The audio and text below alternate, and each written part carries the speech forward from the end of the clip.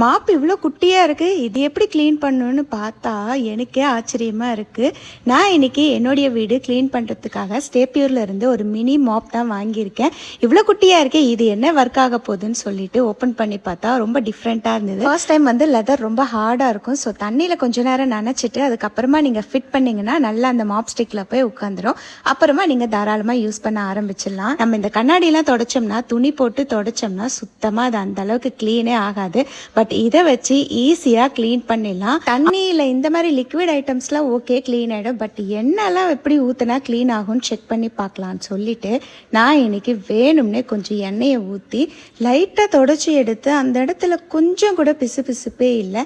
உண்மையாகவே இது செம்ம வர்த்தான ப்ராடக்ட் தான். இப்போ இந்த ப்ராடக்ட்ஸ் எல்லாமே ஸ்டேப்யூர் வெப்சைட்லேயே அவைலபிளாக இருக்குது. நான் என்னுடைய கிச்சனுக்கு நிறைய ப்ராடக்ட்ஸ் வாங்கியிருக்கேன். போக போக ரிவ்யூ பண்ணிகிட்டே இருக்கிறேன். இந்த ப்ராடக்ட் உங்களுக்கு வேணும்னா கீழே லிங்க்குன்னு கமெண்ட் பண்ணுங்கள். மறக்காமல் பேஜை ஃபாலோ பண்ணிக்கோங்க. பாய்.